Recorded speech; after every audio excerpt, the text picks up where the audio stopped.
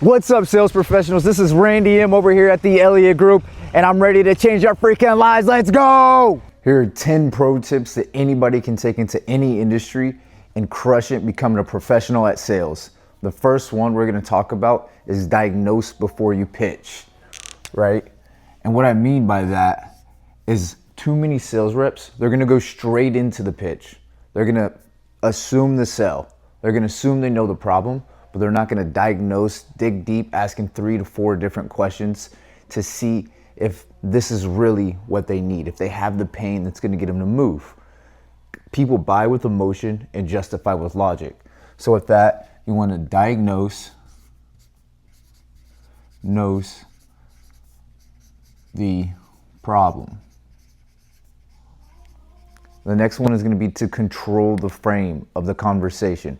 What I mean by control the frame of the conversation is you want to let them know that you're in control, right? Like you are the professional, you are the one, you're the doctor, you're the lawyer, you're the one with the tight schedule, you're the one that's going to make sure that the result that they want, they're going to get.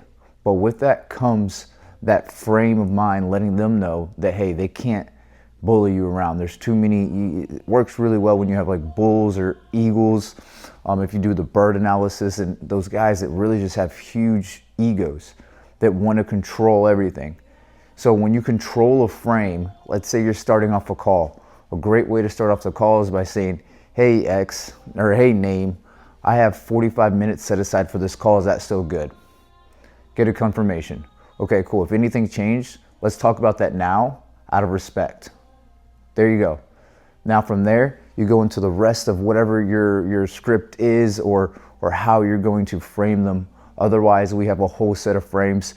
You can comment frame down below or set script down below, and I'll make sure to get that over to y'all. Let's stop the video for a second. If this video is giving you any value whatsoever, text me down below with my number, my personal number, and I will reach out to you and we will have a one-on-one conversation.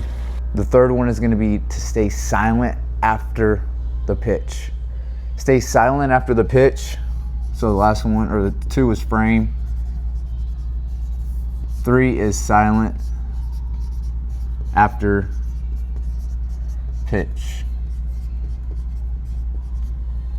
And when it comes to being silent after the pitch, it's after you say the price, after you put out the offer, just shut up. Be quiet. Too many people want to say words that come after it, really justifying the price. But the second you start to justify the price, what you're doing is you're unjustifying the price realistically. Because if you are confident that that price, that what you said is going to get them the results, that it's worth the money, then there's no reason to have to say a word after. So let's say it's a $10,000. The investment for XYZ is $10,000. And just shut up. Don't say anything after. A lot of times they're just processing it. Too many people, they're scared. They're going after their own pocket, what they have in their own wallets, what they have in their own bank accounts. And they say 10,000 and that scares them, so they're trying to justify it. Oh, well, because it has X, because it has Y. I mean, does that sound fair to you? No, shut up. Has nothing to do with that. Say the price and be quiet. Now 4, you're gonna treat objections as just unanswered questions. And I say this all the time.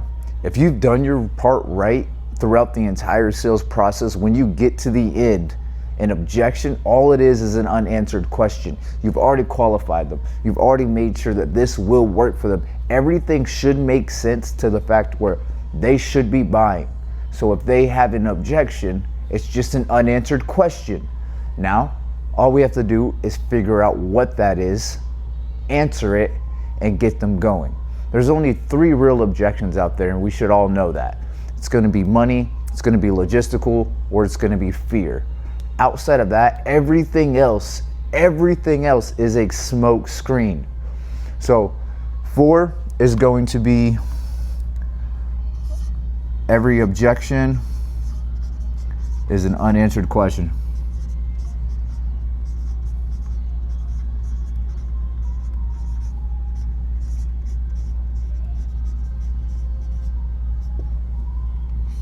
All right. Now, number 5 is going to be mirroring the client's energy, what the client is saying, how they're acting. Move like the client.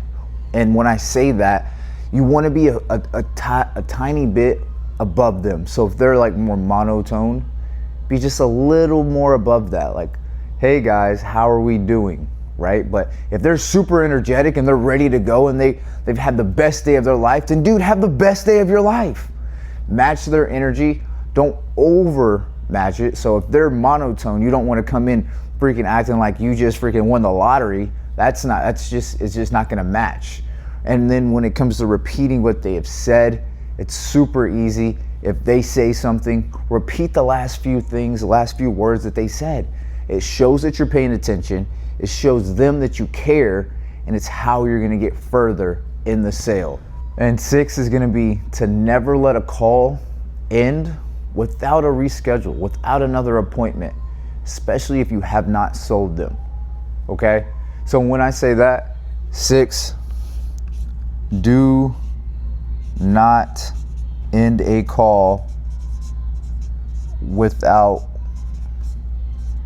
another appointment.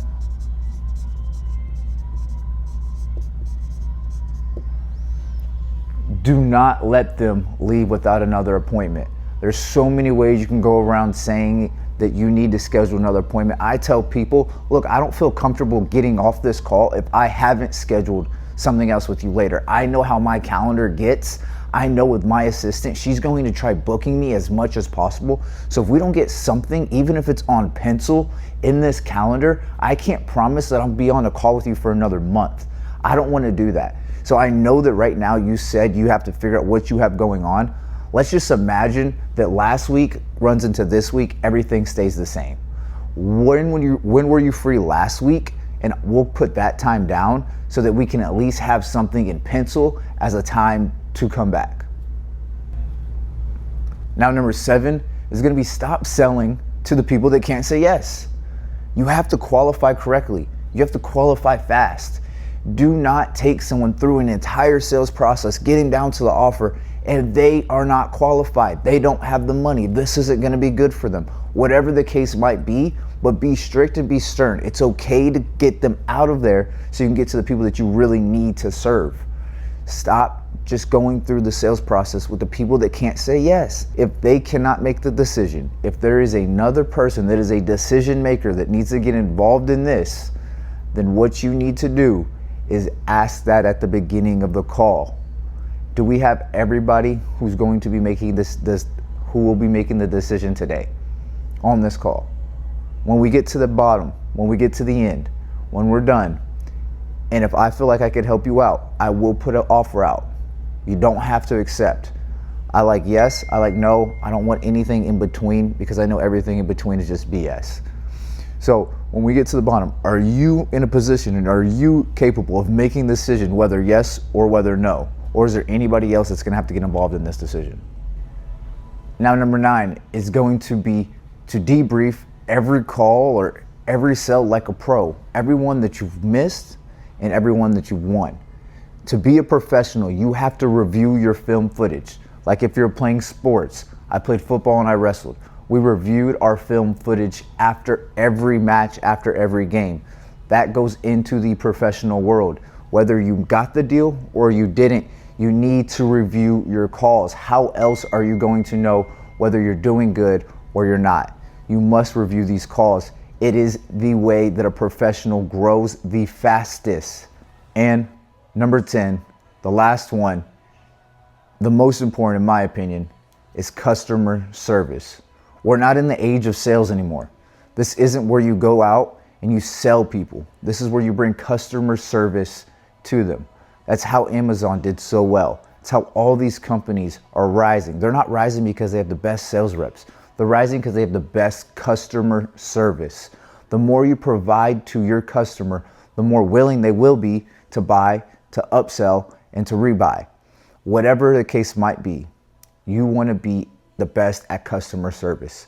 If you can identify the problem your client's going to have in the future and solve it in the present, you will be the one that they choose.